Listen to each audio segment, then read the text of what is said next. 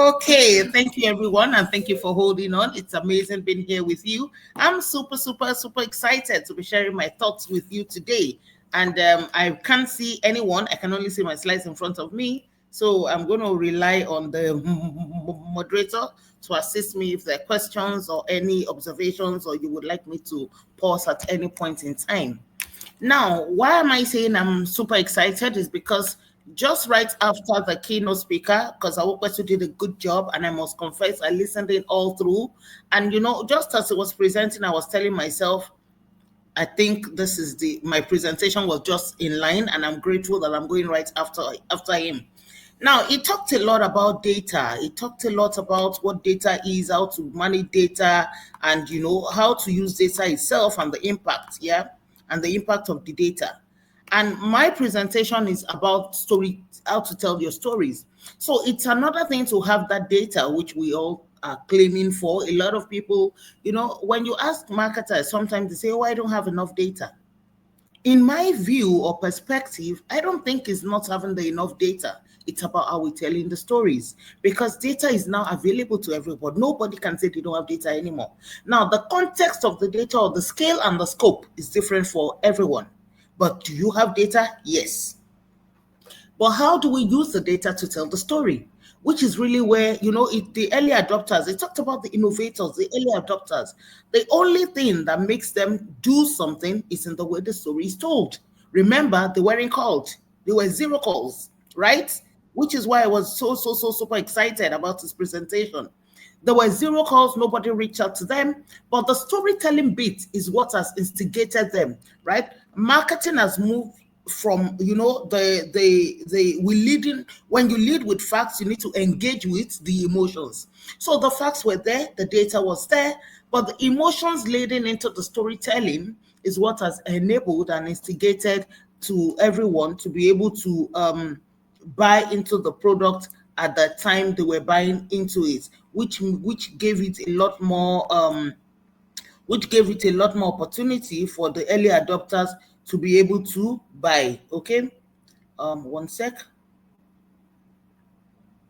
All right. So if you look at the world where we are in now, it's a digital world, and I was talking about data being available. First is the intuition led.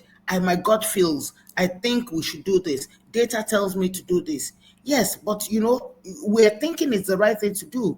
But when we study the data, what does the data tell us? How is our consumer behaving? What are the trends we're seeing? How often are they buying? When they buy, what do they buy? What is the size? The shopping trip? All of this is understanding consumer behavior. Are they buying something else in addition to what I'm buying? Because when it comes to a commercial, I like to look at it from a commercial lens, not only the marketing point of view, but from the sales point of view. How does the storytelling bits affect the salesman who is on the field? How does the storytelling bit instigate from a marketing point of view a consumer to buy? Because products actually, you are in a better space when the consumer is really asking for your product. The salesman does less work. Why? Because he's been instigated through the storytelling, through the understanding. And that can only happen through, the storytelling bit of the job. So the data is there. How many people, what is the footfall? All of those conversations are there. And then you come to how you craft the story. How are you telling this compelling, purpose-driven story? Remember, he was telling us that, yes, we can lead with facts, but we must also engage with what? Emotion. So we're leading with facts when we say we understand consumer behavior. We're understanding the trend. We're understanding how many people, what time did they shop? When do they shop? What do they buy when they shop? Where do they go to? All of that is the analysis of the data. What do we convert it into? It becomes your compelling, purpose-driven stories. And after that, you then blend the insights into something that becomes an experience. You create this experience for the customer or the consumer to the point where he's absolutely sure that it is your brand that he wants to engage with. And then it becomes a persuasive experience, because at that point in time, your intuition-led marketing must convert to what? A persuasive experience, where purpose-driven experiences with data I am Hi. certain. Hello, Yes, please. Dr. Tola. Sorry for causing in on your presentation. I'm so sorry to cause in. I That's really do not fine. like to do this. But your slide is not moving. Is that deliberate? I haven't moved it. Oh, where Oh, are you okay. seeing? Sorry, where are you seeing right now? I'm on slide And we are two. still yeah, we're still on no, we're still on the first slide. We're not seeing slide Let me two. try and move to the next slide. Let me see if it will move at your end. I'm gone to the third slide. Did it move at your end? No, it did not. We Let me can stop see your sharing and show mouse. again. Let me stop sharing and share again. Thank you for bringing that to my attention because I'm not able to view the room anymore. So again, I'm going to present technology. Don't do this. Okay. I do not see my window anymore. Okay, I see it. Okay. Now let me know if you can view my slides. I was here. Let me know if you can view my slide. I'm on slideshow now. Uh, It's coming. yeah, your slide. Yeah, we can see the next phase now. Can it go on full screen? I am on full screen. No, from here we can't see you on full screen. We can still see the other bits of your slide. Anyway, let's please can Let you me stop. go to the next slide and let's see. This is the next slide.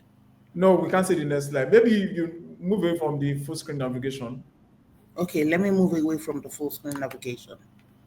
Um, No, you stop presenting. yeah. 1 sec. It just doesn't allow me to do that. So again, I'm gonna share screen. Share screen, window. Okay. Now I'm sharing, but it's not on slideshow. It's okay. Is it good Yeah, now or it's too better wide? now. Is it too wide? A bit too wide. Can you go down a bit? Yeah, perfect. Let's see you go to the next slide and see if it will move. Okay. Going to the next slide now. This is the next Yes, slide. yes, yes. Perfect, perfect. Thank you so much. I really Okay, appreciate it. great, great. Okay, so is it too wide or just good? It's just perfect. It's perfect. Okay, all right. Thank you. Okay. So I was talking about understanding the story telling bits. And we talked about the data analysis. I'll just quickly go over the slide one more time because I'm sure you couldn't experience it while I was speaking. So when you talk about the intuition-led marketing, your gut feel, I feel that this is what I think we should be doing, but it needs to translate to persuasiveness, right? It needs to bring the consumer to the point where the purpose-driven experiences with data are what is leading the direction and what is leading the strategy. So yes, you've got the data, you're analyzing the data, you're looking at the consumer behavior, you're looking at the consumer trends, and after that, you've gotten all of the data, you've analyzed it, you then convert it into you craft a compelling selling story. That compelling story is what moves the consumer to take your product off the shelf. And after that, you blend your insights with a story into an experience, which should automatically instigate the consumer. So, because we're also in an oversaturated digital world, narrative is our strongest negotiating tool. And I made reference to the keynote speaker who talked about the innovators and the early adopters who weren't called, they were never sold to. But what do we think made them buy? It was the storytelling. It was a compelling storytelling. So in today's world, the future belongs to brands and companies that can merge their data with storytelling, because we've got to fuel compelling purpose-driven experiences. So the journey, if you look at the customer journey and what are these, purpose-driven experiences will get there. If you look at the customer journey, it starts with this awareness. After that, it talks about all of the things it's going to experience before it then finally makes you its choice. Yeah. So we need to be futuristic with the data that we have and realize that how we tell the stories, how we craft the stories is what really instigates, from the data which it has just shown us. So I'm going to play less on the data and focus more on the storytelling bits. Now, when you look at the metrics that we all follow after, we're looking at impressions, we're looking at our followers, we're looking at our likes, but are they actionable? In today's world where you could followers are bots, I'm just going to keep closing all of this. Where your phone, they are bot for followers, and then you can reinvent your algorithms. But we're looking if the value metrics we're really looking after, because your metrics will be there, your likes will be there. If it's a good photograph, the likes will be there. You're going to get them. The impressions are going to be there. You're going to get them as well. But how are we making sure that these value metrics become instrumental? You are looking at the customer lifetime value. You are looking at knowing the total revenue, because when you have that data, you can then say this customer comes to the store at this particular point in time. Over the period of this given month, this customer has shopped X and might be shopping Y, because that data exists. So how do we make sure that we drive availability? Because a commercial lens is what I like to wear, not only the marketing lens. A commercial lens instigates your fuses, your marketing, and sales. So when you know that data exists, you are more likely to say, look, we need to ensure that there's availability in this store. Because when this customer comes, this customer not only shops X, this customer also shops Y. And the increment in Y is because the Y is available. In situations where product Y was not available, the customer only shopped X, but we lost income on Y. And then, of course, you can look at your conversion rates. How content is turning into viewers, how many what is your click-through rate, how many people saw your content and because of that moved to your website. You need to turn your viewers. You give compelling stories, compelling videos. Your content is top notch. Your photographs, excellent. But when they finish looking at it, experiencing the video, enjoying the video, what do? Do they click to buy? Does that instigate them to go to your website? What is your click-through rate? And then you also look at the level of engagement, which is analyzing audience interaction with the specific content. Because data exists and you can realize that, look, geographically, I think we're doing great here. This is the age band of the people who view us. Then you can further engage by segment. And then you look at the costing. You look at the acquisition rate. What is the cost of acquiring this customer that we're trying to acquire? What is the cost? Because in today's world, the digital space is plug and play. You have the soul right lives with you to be able to pull the plug when you see that things don't work. You can literally pull that plug. Yeah. So hence, what is the cost to acquire that customer? Can we focus more energies on where the returns are come through? So all of these are more metrics that we can look at other than the likes and the impressions, and the storytelling bit of it helps us to be able to analyze all of these things. I'll just plug in my power. Okay, so the storytelling bit of this helps us to analyze all of these things. Yeah, I'll move it to the next slide now. Kindly let me know if you can view my screen. Okay, so when analyzing sales, marketing, and sales, the first thing we're going to do is to have unified customer profiles. All customer data in one place for clearer insights. We talk about data being available, but what data do you look at? I'm looking at the data from a different lens. You're looking at the data from a different lens. When we sit in a meeting to analyze it, what do we see? What do we hear? What conclusions do we come to? But if the data is unified in one space, we have clearer insights. We're able to talk from the same point of view. We're able to exercise that authority to say, I think we're doing well here. I think there's a gap here. I think there's an opportunity here. Why? Because the data is unified. The data is put together for clearer insights into one place. And then, of course, we have greater leads, high potential, based on the behavior which the market. Yes, so thank you everyone for holding on. It's glad to be back with you, and I sure miss you. Yeah, so we were here, and I was talking about the fact that metrics such as impressions and followers, all of them are nice to have, but how do we convert them to value metrics? And then we came here, we started talking about the customer lifetime. Yeah, because if you look at the last two presenters who've presented, they talked about data. Well, here, my focus was going to be on the storytelling and how we're going to tell the stories. So when I have the data, how do I convert it to a customer lifetime? What is the total revenue that this customer brings? And the way I can do that is to analyze the data that I have. This customer shops with me 2 times a month, 3 times a month. This is the frequency of the footfall. This is how often this customer buys. When this customer comes in, this is what this customer buys. This is the value of what is being bought. Additionally, whenever this product is available, product Y is available, the customer shops product X and product Y. When product Y is not available, this is the value that I get. So it enables that data that I have, enables me to do a customer lifetime value and know the revenue that this customer can get from the customer. We also look at our conversion rates, all of the lovely content that we post online, all of the views that we get. How is it translating? What is the click-through rate? When the customer views our content, do they click to go to our website? Do they click to go to a shopping site? Do they go to an e-commerce site? What happens after the content? All of that is also important because my storytelling from the data I have should be able to convert. And then I look at the engagement section, yeah? When you look at the engagement and the interaction on the page, who really is engaging?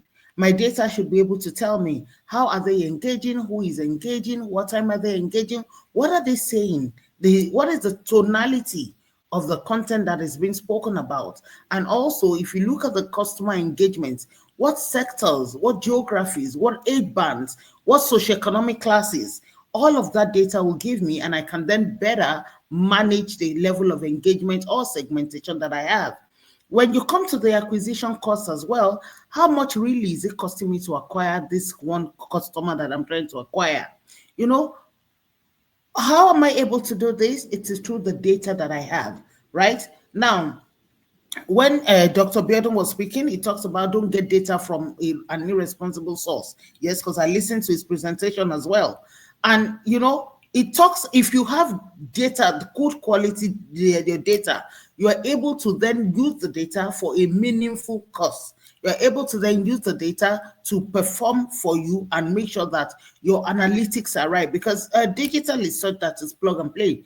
You are able to then pull the plug on where you think that it doesn't work, or where you think the value is not realizing, and then invest that funds or the budget that you have into somewhere that you can get the more outputs or the benefits. Now, when you talk about aligning marketing and sales, remember from a commercial lens, yeah? From a commercial lens, you talk about unifying your data. And a lot of times, this is one of the things I like to talk about, because we have data, but it is fragmented. The customer insight person says, oh, this is my data, I'm looking at it. The marketing person says, oh, yeah, I've got this data from social media, I'm looking at it. The salesperson says, oh, I've got this data from the field, I'm looking at it. But at the end of the day, what happens? We're all looking at data from different points of view. But when we unify that data, we have a broader view. When we unify that data, we're all able to look into better insights, and it becomes clearer. Because the same data that the salesperson is looking at, that the marketing person is looking at, that the customer insight person is looking at, we're able to then have better quality leads, because we're able to study. We see the trends, the consumer behavior is there, the potentials are obvious, right? So we use less and energies, because our strategy will be synchronized at that point in time, which is why a lot of organizations today spend a lot of money to institute a CRM process. Now, what the CRM process does for you is to put all of your customer data into one pool, one set of information that anybody can log into. The customer name, framework, time, every detail about the customer is in that space. And it's easier for us to then have clearer insights, and then, of course, we can engage. We can look at the time in which we want to engage. We can look at what we're saying, because it will be clear at what time our customers are engaging with us. When is the customer engaging? What are they engaging for? And when they engage, what are they doing? What is the output? What is the size of the efforts that they are making? And then, of course, we have consistent messaging across the channel. Because we're all looking at the data from the same point of view and we're all aligned on what the communication should be, whether I'm talking about it in the field, whether I'm talking about it in the store, whether I'm talking about it online on an e-commerce site, our communication is consistent. Why? Because we're working towards achieving the objective which we've all set out to achieve. Now, does storytelling have pros and cons? Absolutely. And why do we say storytelling has pros and cons? Because meaningless stories don't add value, right? Meaningless stories don't add value. And remember, what we're trying to do is cut through the noise. When data doesn't have content, it becomes noise. So the content is saturated already because you're not the only one in the space. Everybody's trying to talk about their brand. Everybody's trying to talk about their story. So the saturation is there about the storytelling. But it's even worse when you have the data and you can't convert it to something else. Because ordinarily, your data should convert to what? Improvement. You should have data improvement because you're able to tell a better story. And your storytelling is in the analysis of the data that you have. The emotional connection is there. I remember when the keynote speaker was talking, Mr. Wupetu, he also talked about that we lead with facts and engage with emotions. Once the emotions are there, the connection is built. Brands today are spending a lot more for brand love. And why is brand love important? Because they realize that storytelling is the key. They realize that storytelling is what captivates or instigates a consumer or a person to pick your brand off the shelf and pay for it. And that way, your prospects are easier to convert. Remember, when we had the early adopters, when we had the innovators, they weren't sold to. Nobody sold to them. They weren't called. But the storytelling bit of the data that instituted or analyzed a product is what made them try. Yeah. So storytelling does have its pros and cons. But how do we institutionalize storytelling from a data point of view into something that becomes instrumental to us? So when you look at now, when we look at the slide, uh, uh, uh, starting point is the data as always. We visualize the data, right? At the pit of the root of this is the data itself. How are we visualizing this data? What does this data mean to us? What is, and after that, when we've finished visualizing the data, the emotional connection comes through. Once the emotional connection comes through, I think this is what I want to do for the consumer. Then you structure or craft your story in such a way that the audience can understand it also. Because if you do not understand the audience, you can't tell a story about them, right? So your better understanding of the data that you have enables us to be able to tell an audience story. And that story must be able to resonate with them, because data when out of context is noise. Now, the data is available. Don't forget, everybody is exposed to data. We're in a world where nobody can say they don't have data.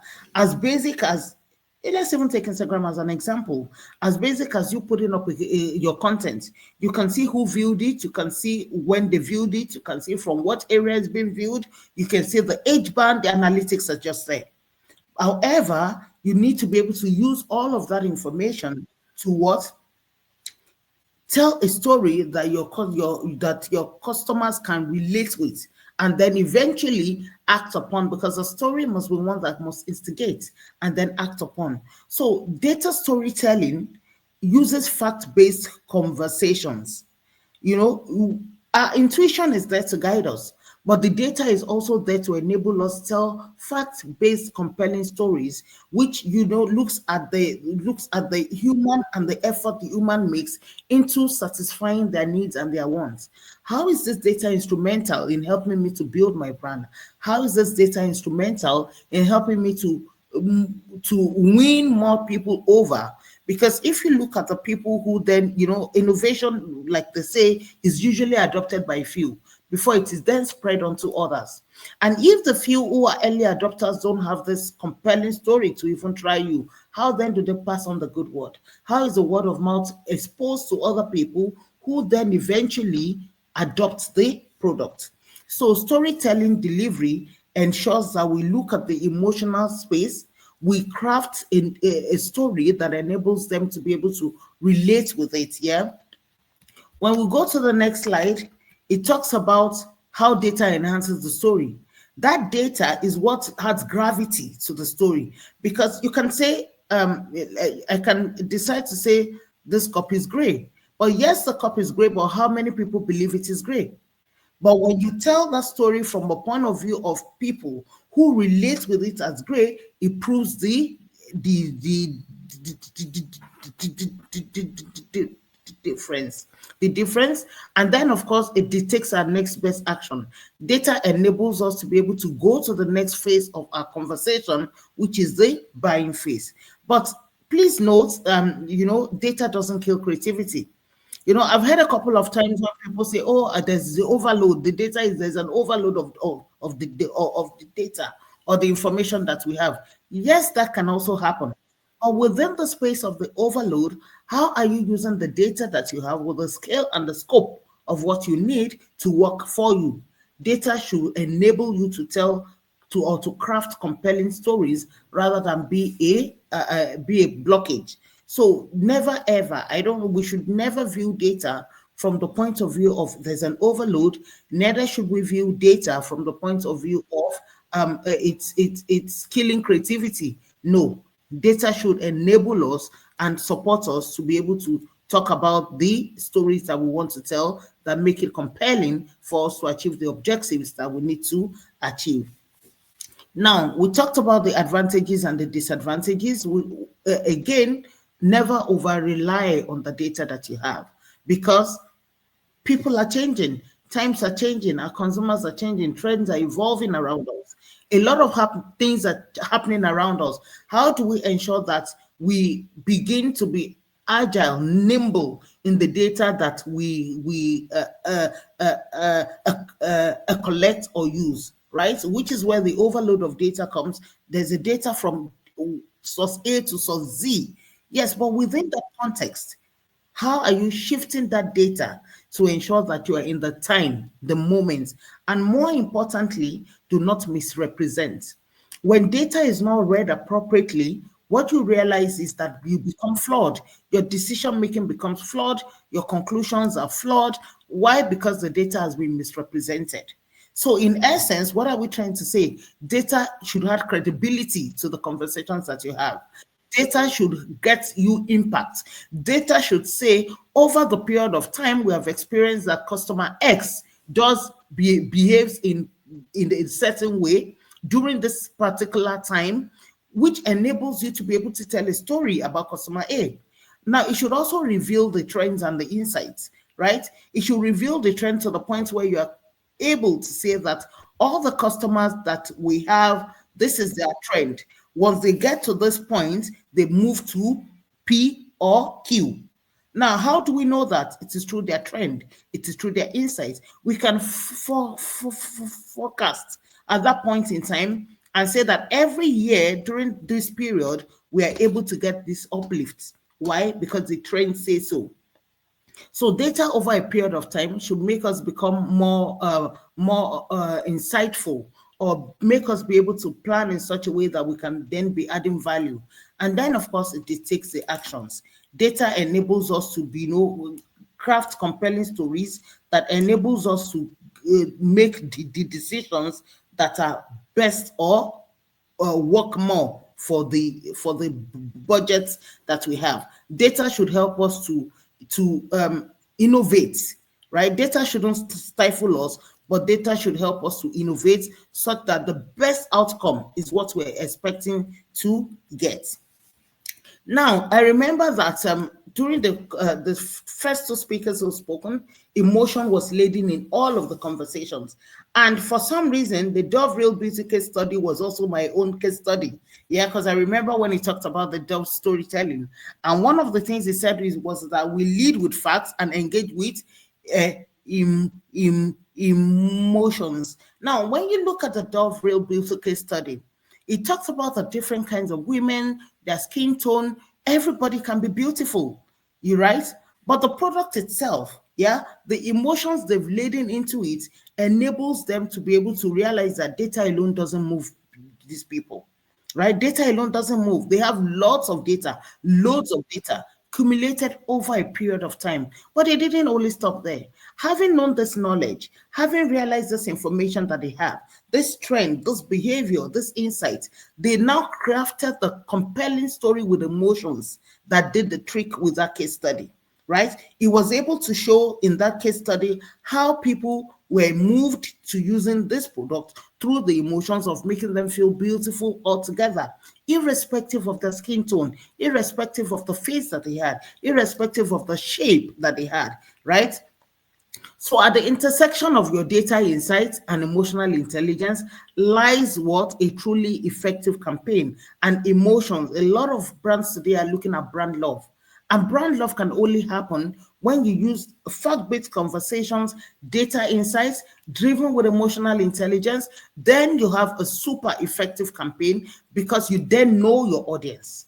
You know your audience, you know what they're looking for, you know how to make your brand fitting into the need of value space that the customer is looking for.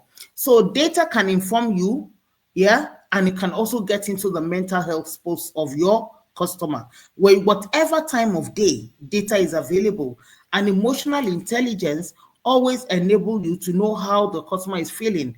And how do we do this? If you look at the comments that are being left, the tonality of the comments, the frequency of the comments, how engaging it is, what are your consumers really saying? Right? And I like to use user generated content to also find this out. What are your consumers really saying? Where is the focal point? Where is the space of emotional intelligence? Yes, you've got this awesome, fantastic brand. You've created this beautiful campaign, but emotional intelligence helps you to read between the lines of the content of the conversations that are happening. You know, you can see through it, and you know, whenever whenever your customers are feeling lonely, anxious, overwhelmed, your data can insight, all of the insights you get from data can enable you to do this amicably or solve the problem. Now, when you look at customer engagement, yeah, I like to also look at customer engagement, and you know, testimonials always help. Testimonials enable you to share stories from the customer's point of view, just like a user-generated content. When you have user-generated content, the customer is literally telling your story from their point of view. And when your customer tells your story from their point of view, and you see the level of engagement that happens afterwards, the level of impression, the level of likes, then you can know what truly is this customer looking for. You can feel the pulse of the customer through all of those user-generated content. And what are they also doing? Telling a story. And through all of those stories, the insights will come through, right? Okay, so your customer journey, you can also share your customer journey from the point of awareness to the point where the customer takes over from you. All of those milestones within the journey also tell you a story. At what point in time do your customers drop off? At what point in time do they adopt you? At what point in time do they express how they're feeling? And every time when your customer sees themselves in your story, supported by the numbers, and these numbers are customers just like them. Other customers saying, I love this product. Other customers saying, this is what this product does for me. Other customers saying, this is how I'm engaging. They are more likely to become your advocates. And all of those data points, each one of those data points during the customer journey enlightens you, gives you insights, creates a trend for you to be able to then follow through with the opportunities and the gaps that you see within the space. Now, again, remember, collecting customer data is the most critical of all. Across each of the customer journey that you will experience or your customer will go through, what data are you collecting at that point in time? Because your objective is also very, very important. When you're collecting the data, what kind of data do you are you taking up at that point in time? And remember, if you work in similar segments, you will realize that the data you're looking at is the same data that your competitor is looking at. But you want to create and share user content from your own data. How do I personalize this customer data that I have? How do I track the customer journey? Because remember, we've talked about the fact that at each customer journey, data is available. You're collecting data at each point, and each data point that you're collecting at every milestone has some information, has some insights. Their behavior trends are there, the insights are there, and then you can create case studies out of it. So data should be an enabler, should not even stifle you in any way. Data should be an enabler where real decisions are taken because they are fact-based, and you can feel the pulse of the customer along the journey which they've embarked on. Now, when you have data-informed storytelling, data-informed storytelling enables us to what differentiate our brand. Why? Because at every point in time when the journey is being held, and the data is there, I'm taking data, I'm learning insights, we are trending, we are active, and when we talk about trending, it's about trending their behavior, trending the shopping behavior, trending the consumption behavior. That way you can then talk about the unique insights that have come through. What is the consumption behavior? How often is this consumer consuming me? When are they consuming me? Are they consuming me with something? Cocktailing can even happen at that point in time. Are they consuming me with something? Are they consuming me alone? What other things are they looking for? All of that is data-informed storytelling. And of course, you must be able to maintain the focus on the core offerings, without emphasizing the data insights, because at the end of the day, you want to focus on your product or the service. While you're talking about your product or your service, the data is at the back. You're holding on to that data. You're talking about the customer. You're talking about your product, because now you're infusing your features of your product or service into the mind space of the consumer at that point in time, because you are realizing at what stage is this gap. During that period of gap, or during that period of opportunity, your product features and services can come to play. It's better than flying blind, right? You expect that every customer, okay, this is a fantastic product. I agree with you. But data enables us to be able to put it in the right stores. Data enables us to be able to talk about it at the right time. Data enables us to share visibility, awareness at the right time, information that the customer will be receptive to the conversations that we're having. So yes, the products and services are there, we should focus on it, but data enables us to do it at the right time. Data incites and instigates the consumer to be more receptive about it, right? And it's also through the way we tell the stories, how we're crafting the compelling brand stories that we want to tell. Now, what are the strategies for telling the dates for storytelling? First is the education. Understanding basic data is essential for everyone. You can collect data, and data can be collected at different points, through the customer journey. We've talked about it, right? Through the customer journey, we've talked about when data can be collected. But analyzing that data, understanding that data becomes essential, becomes very critical. Because when you're looking at data and you're not able to analyze the data or understand the data, there's a problem, because your decisions then become flawed. Then, of course, you can experiment with the data. The data is there for you, your analytics are there for you. Experiment with the data. What if we merge X plus Y? What do we get? What if we merge A plus B? What do we get? Experiment with the data. You can, by doing all of your experiments, you can foresight where the customer is going next. What will be his next line of action? Where is this behavior trending to? What will they do next? And all of that can be, it also gives you insights. I remember that I've once been able to do a promotion before, which was successful, but just by analyzing the data. Every time this customer buys, customer A comes to the store, or the set of customers grouped into A, every time they come to the store, they buy product B, but they also look for product C. And if they're looking for product C, it enables us to drive availability for product C. And more importantly, we realize, why do we even need to wait for them to look for product C? Can we combo product B and C? That way, we were able to sell more. All we did was experiment with the data that we have. And then, of course, we refined the story. We began to guide how we talk about the stories. We began to guide what we say, how we say, because when you listen to your customers or you use data to analyze the conversations, you will realize what they're looking forward to hearing.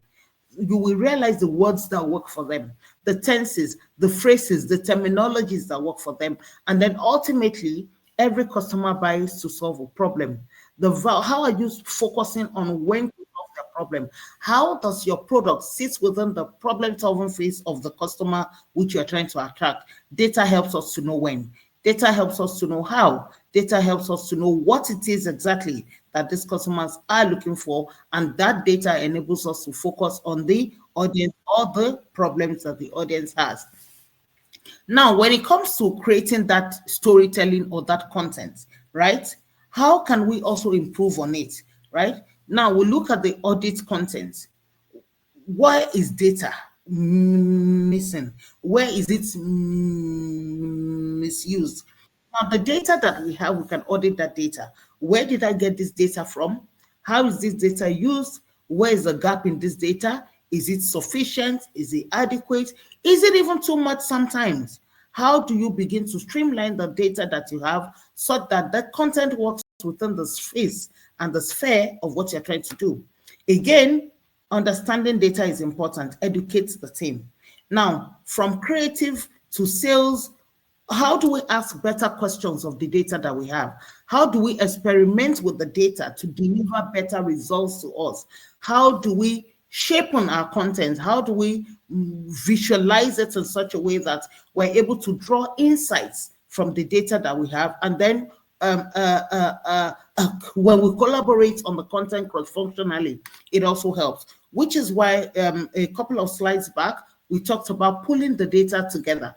Fragmented data doesn't help, right? What will happen is the fact that we're interpreting the data from different points of view. Put the data together, analyze the data together as a team, cross-functionally, what you're looking for, what I am looking for, what every other person or function is looking for.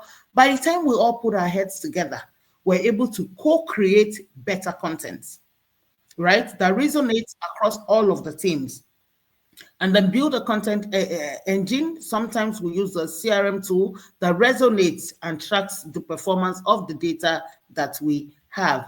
Now, this is my last slide, and basically I just want to talk about the impact of the storytelling, right?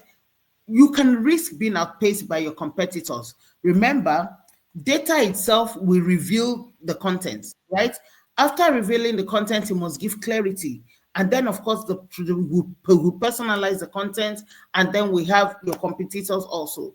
We're in a space where data is available to everyone, probably the same data sometimes, but how are you taking insight from that data to tell your own compelling story? You know, how are you taking that data to tell your own compelling story? Whether your product is or your brand is in an early adopter stage, or your brand is in a maturity stage, or your product or brand is in the declining stage, even through innovation, right? How are we telling the story in such a way that it's compelling? How are we making the early adopters or the innovators who first look into our product, how are we making them stick with it through the kind of storytelling that we're doing? How are we making sure that competition doesn't take our customers away from us? Is by the storytelling. How are you differentiating your product through a better and differentiated offering? Is all through storytelling. It's all about the crafting. It's all about the orchestration of the sentences. And again, we're saying use data to back it up. Data is available. Use data to back it up. Data should be an enabler. Data should not stifle you. And collecting your data also depends on where you get that data. I'm going to stop sharing now, and I hope the class can hear me. I hope I can still be heard. Let me come back. I hope I can still be heard. So that, can you please still hear me? Yes, yes, yes, we can hear you. I was afraid. I was afraid. Yes, we can I hear just you. want to, yes, thank you very much. I just want to conclude with that, by saying that we're in a data-driven space, right? And if we're in a data-driven space, we should realize that data is everything to everyone. Our gut feels don't work anymore. We're in an oversaturated digital era. Attention is across, the narrative.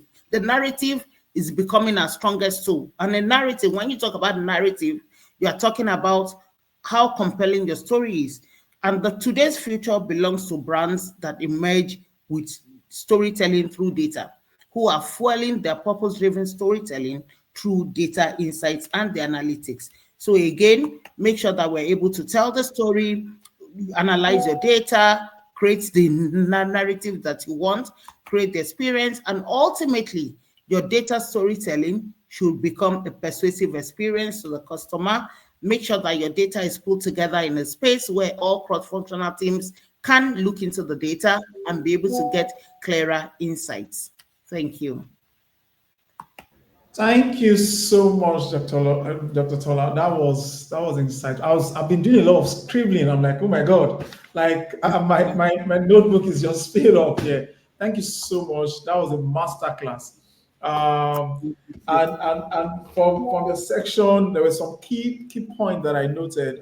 One is lead with facts and engage with emotion. Emotions, Very, very, yes. very, very, very important. Again, the future belongs to those that can merge data and storytelling. Very powerful. You can't just have data in silo and not be able to tell a fantastic story with the data. That was very, very, very powerful. Um, so I have a whole lot here, but let me go down to my awesome participant this afternoon. Oh, this morning. Oh, it's afternoon. This afternoon, and let's see what the comment section is saying. So Taiwo has this to say: data helps to design a better customer experience at every touch point in their journey, from zero moment of truth to the ultimate moment of truth. Fantastic. Thank you, Taiwo, for that comment. Absolutely, yes, That absolutely. was that was rightly put. Uh, there were a lot of welcoming back.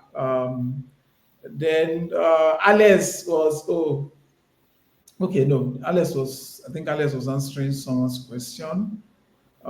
Basically. Fumilayo has this to say, thank you, Dr. Taiwo. That was an amazing presentation from Fumilayo Taiwo.